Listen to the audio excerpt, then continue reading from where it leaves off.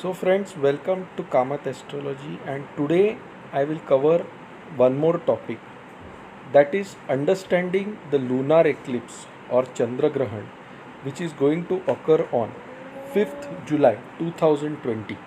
Now note that this is the third lunar eclipse in this year. Okay, the first lunar eclipse occurred on 10th January 2020.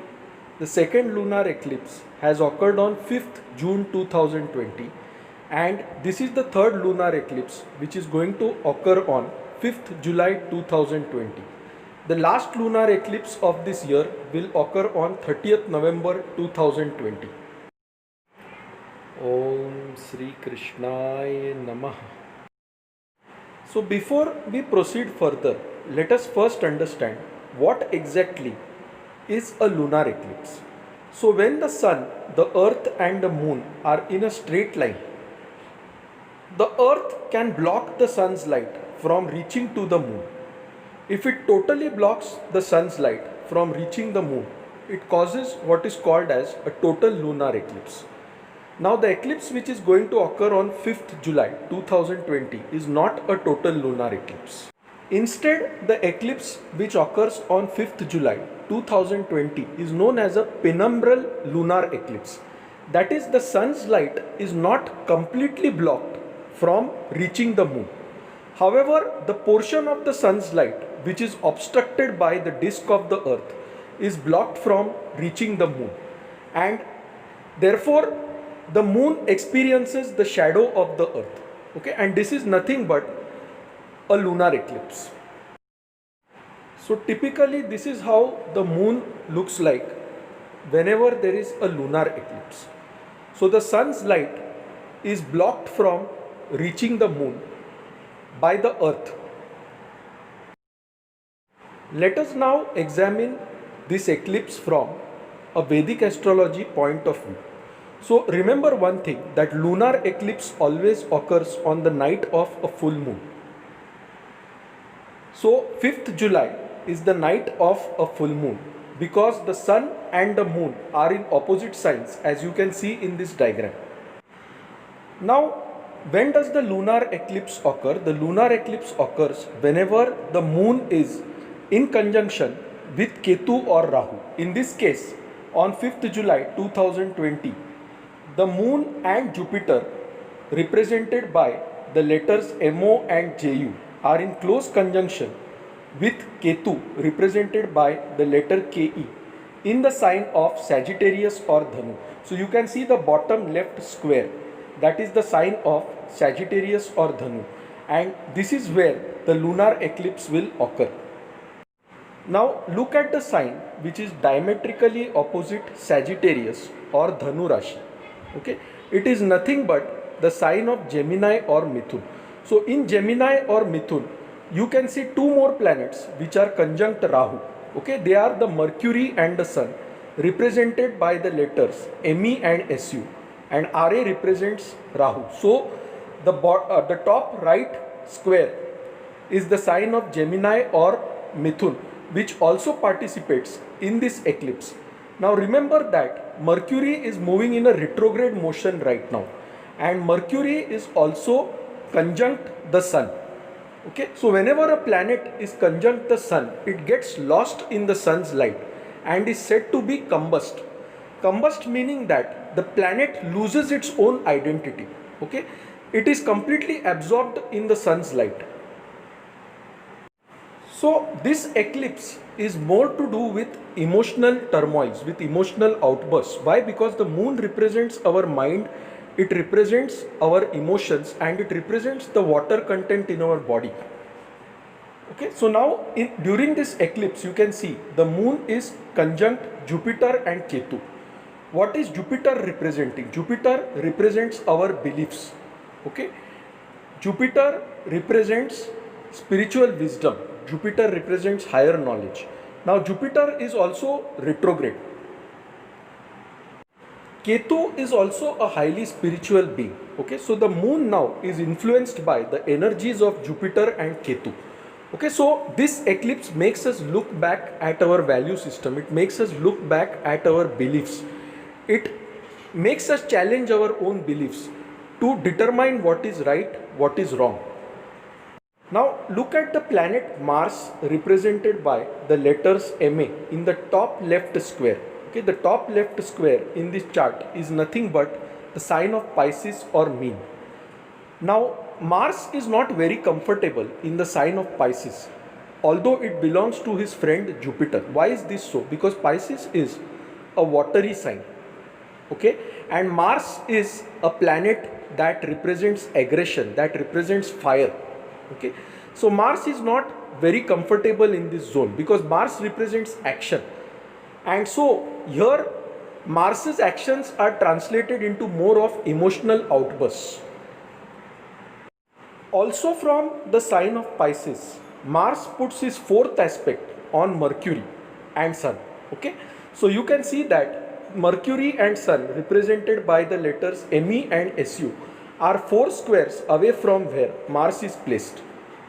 So since Mars represents action, what Mars is doing is he is trying to push Mercury to take some kind of action. Now the sign of Gemini is all about communication. Okay, it is all about marketing, it is all about journalism, it is all about sales.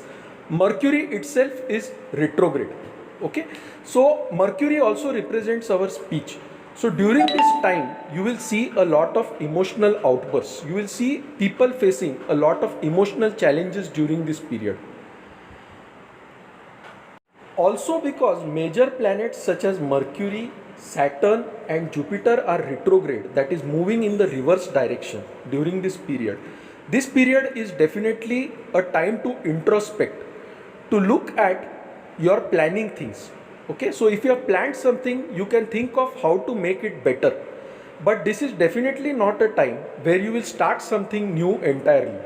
So you have to look back at your plans, you have to revise your plans to get a better future. For example, if you want to buy a new house, okay, this is definitely not the period where you will directly pay upfront and buy a new house. Rather, you should introspect, inspect multiple flats, inspect multiple options and plan for a long-term strategy to buy a new house. So the impact of the lunar eclipse is, it is going to make you look backward. Okay, it is going to make you look at your past. It is going to make you revise your plans for a better future. Now on 15th July 2020, there is something important which is going to happen. Okay, so on 15th July 2020, that is 10 days after the lunar eclipse, the sun represented by the letter Su is going to move into the next sign, that is the sign of Cancer or Karka Rashi. Okay, so sun is going to be placed where you are seeing the letters La. Now what is the impact of this? Actually what this means is, from 15 July, Dakshinayan is starting, that is the sun is starting its southward journey. So you might be thinking, what is the problem with this? If the sun is moving southward, it's okay. So Uttarayan is over, Dakshinayan is starting. But it's not that simple. See, now sun moves into the sign of Cancer. And if you see the sign diametrically opposite Cancer, it is nothing but Makar Rashi or Capricorn, where Shani is placed and represented by the letters SA. Okay, so Shani is now placed in Makar Rashi. Makar Rashi is nothing but the natural 10th house of the zodiac, and it represents your career, it represents business, it represents your status in society. Okay, the sun on the other hand is placed in the sign of Kark, which is a watery sign, and the sun represents royalty, it represents authority, it represents senior people. So because the sun and Saturn are in direct opposition to each other, that is they are diametrically opposite each other. Okay, in your work area, in your business, in your workplace, you will find some kind of opposition, mostly from your seniors or people in positions of higher authority. Okay, so this is one impact of the lunar eclipse, that is this impact will be seen somewhere post 15 July 2020 and it will last for almost 1 month. So remember that in this period you may face a lot of mental stress. Your seniors may put a lot of burden on you. Your work pressure may increase. But whatever happens, please do not back answer your seniors. Please do not disrespect them to allow the situation to go out of hand. Okay, so one thing is you have to be very careful with your speech, because during this time Mercury is also retrograde and it is aspected by Mars. Okay, so Mars, when it aspects Mercury, can result in harsh speech. So be very careful with your speech, with your words. Take informed decisions. Now let us understand the timings of this eclipse. So this lunar eclipse occurs on 5th July and it starts at around 8:37 am in the morning Indian Standard Time, and it will end around 11 o'clock. Okay, so this eclipse lasts for almost 2 hours 15 minutes. Now this is a penumbral eclipse. Okay, it is not a total lunar eclipse, and so it does not really have any major impact. Okay, except for few emotional outbursts and the challenges which I narrated earlier. Also, normally before an eclipse starts, there is something called as a Sutak Kal. Okay, it is a time when you should not do anything auspicious. But for this eclipse, there is no such Sutak Kal. Okay, so there is nothing forbidden before the eclipse. That is, you can eat whatever you want before the eclipse. During the period of the eclipse, please avoid having food, having water, etc. Okay, because the moon also represents watery content. It represents our mind and emotions, and when the moon is eclipsed, negative energies enter into the water and into the food. So during this 2 hours 15 minutes, please avoid having any solid food or even consuming any kind of liquids. Now, as far as the virus goes, its spread will continue to some extent. Okay, there will be cases which will go on till September 23rd, 2020. But after this lunar eclipse, you will also see a sudden decline post a sharp rise.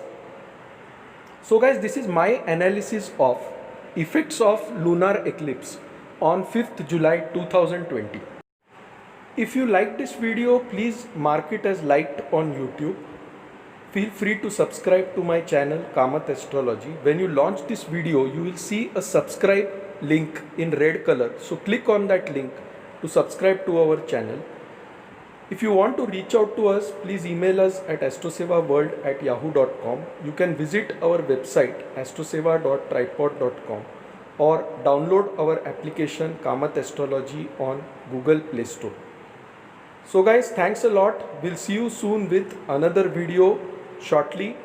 Till then, stay home, take care, remain safe, enjoy your weekend.